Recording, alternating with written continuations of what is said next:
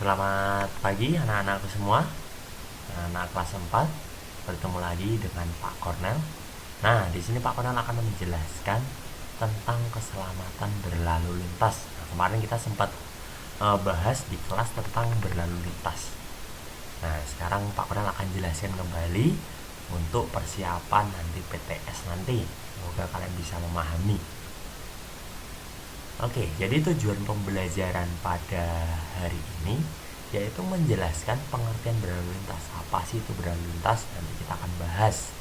Lalu yang kedua, menjelaskan cara menjaga keselamatan dalam berlalu lintas di jalan raya. Nah, walaupun kalian belum dibolehin naik kendaraan, namun kalian harus bisa menjaga keselamatan. Nanti apa? Jadi penumpang itu harus dijaga juga keselamatannya. Nah, yang ketiga, menyebutkan tata tertib berlalu lintas. Nah, jadi kalian bisa tahu apa sih itu tata tertib yang ada di lalu lintas. Nanti kita akan bahas. Lalu yang keempat, menjelaskan perlunya mematuhi peraturan lalu lintas. Nah, kira-kira perlunya apa sih kita harus patuh sama peraturan lalu lintas? Lalu yang kelima, menjelaskan akibat jika kita tidak mematuhi peraturan lalu lintas. Nah, akibatnya apa nanti jika kita tidak patuh dalam peraturan? Nah, terakhir menceritakan fungsi rambu lalu lintas. Nah, untuk menceritakan nanti akan anak-anak akan menceritakan di kelas pada saat kita pertemuan tatap muka. Oke, yang pertama, apa sih itu berlalu lintas? Nah, gerak berlalu lintas itu adalah gerak kesana kemari dari orang atau kendaraan. Jadi kesana kemari itu nggak harus kendaraan. Jadi berlalu lintas itu tidak berhubungan dengan kendaraan aja, namun berlalu lintas itu juga berhubungan dengan orangnya juga. Nah, lalu lintas biasanya dapat berlangsung di darat, laut, dan udara. Jadi lalu lintas itu bukan hanya di darat aja, namun di laut juga merupakan berlalu lintas, di udara juga merupakan berlalu lintas. Nah, usaha atau cara mencegah terjadinya kecelakaan itulah yang disebut keselamatan berlalu lintas. Jadi kalau kita tidak tahu dulu apa itu berlalu lintas, ya udah yang terjadi apa? Kecelakaan, kemacetan. Nah, itu yang kita harus pelajari tentang berlalu lintas. Nah, dalam kehidupan sehari-hari kita selalu bergerak dari satu tempat ke tempat lain. Kita dapat berjalan kaki atau menggunakan kendaraan. Nah, itu yang disebut berlalu lintas. Oke, selanjutnya yaitu tata tertib berlalu lintas. Yang pertama, menggunakan alat pelindung keselamatan.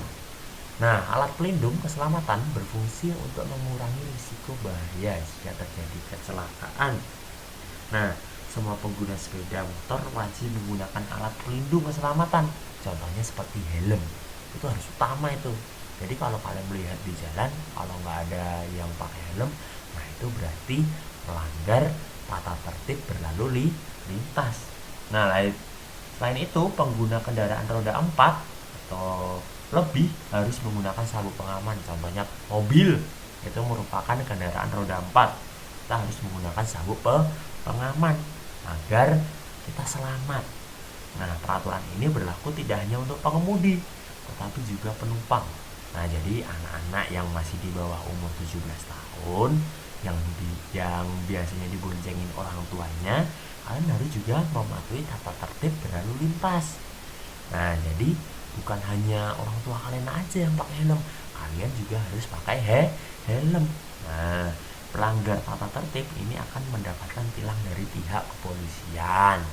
Nah, jadi kalau kalian melanggar nggak pakai helm, pasti nanti akan ditilang oleh polisi nanti biasanya yang yang berhak untuk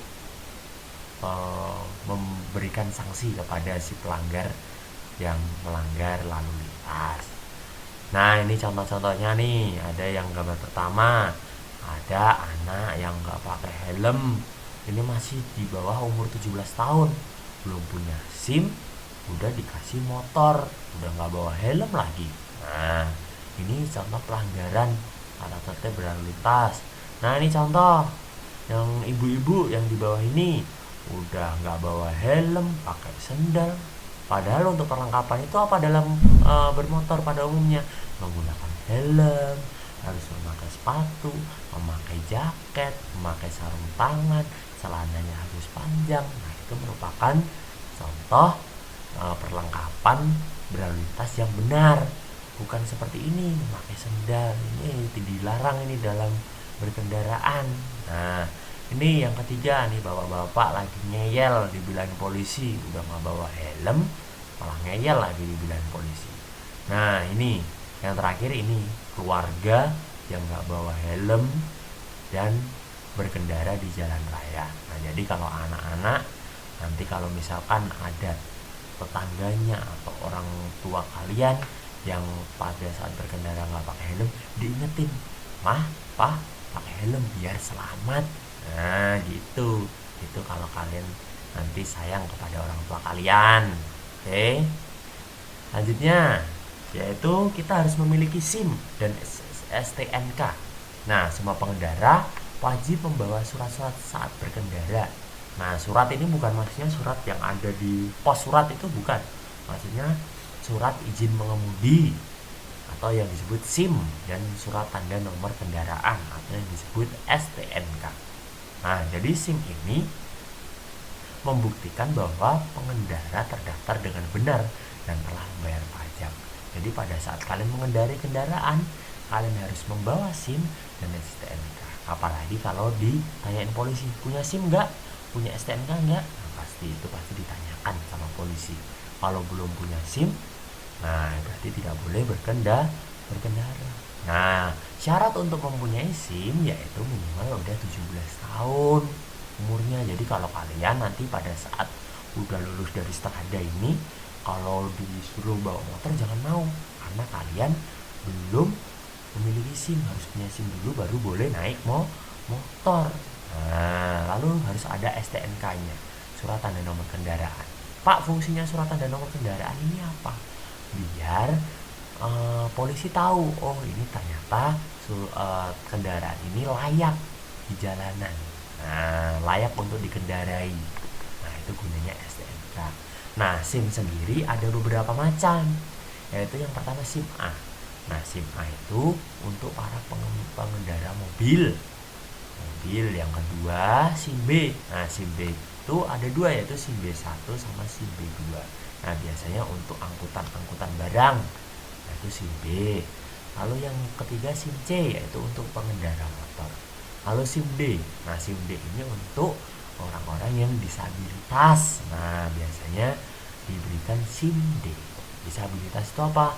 Ya, mempunyai kekurangan dalam fisik. Nah, itu diberikan SIM D, ada SIM-nya sendiri. Tuh. Selanjutnya, mematuhi rambu-rambu lalu lintas. Yang pertama, rambu lalu lintas adalah bagian perlengkapan jalan yang berupa lambang, huruf, angka, atau kalimat. Nah, jenis-jenis rambu lalu lintas sendiri ada 4. Yang pertama rambu peringatan, yang kedua rambu petunjuk, yang ketiga rambu perintah, yang keempat rambu larangan. Jadi kalau kalian di jalanan melihat rambu-rambu ini merupakan suatu kewajiban untuk para pengendara untuk mematuhi rambu-rambu lalu lintas yang ada. Jadi, Pak, kapan misalkan kalau kalian mau ke suatu tempat, nah ada rambu hijau, warna hijau, nah itu sebagai petunjuk. Oh, misalkan Tanjung Priok lurus, lalu mana Koja ke kanan, Cilincing ke kiri. Nah, itu biasanya merupakan rambu petunjuk. Atau misalkan dilarang parkir, nah biasanya P coret, nah itu dilarang parkir. Kalau S coret berarti dilarang berhenti di sepanjang jalan itu. Nah, ini ada contohnya nih. S coret ini merupakan rambu larangan. Nah, ini merupakan, kalau yang ini merupakan rambu perintah, di mana di dalam rambu-rambu ini kita bisa muter-muter, biasanya ada di tugu-tugu. Nah, ini. Nah, simbol dan warna rambu lalu lintas. Yang pertama, warna merah. Warna merah itu berarti tanda larangan atau pembatas. Yang kedua, warna kuning, yaitu peringatan adanya potensi bahaya. Nah, ini contohnya rambu kuning. Lalu warna biru tanda perintah atau informasi umum. Nah ini. Lalu warna biru, udah ya. Lalu warna hijau. Nah warna hijau ini biasanya informasi rute atau arah. Nah biasanya kalian temukan pasti. Pak, kalau ini apa Pak? Berarti ini merupakan tanda kecepatan yang dibolehkan para pengendara. Oh misalkan kecepatannya 50 km per jam, nah, kalian harus mematuhi peraturan ini. Nah kalau yang ini apa Pak?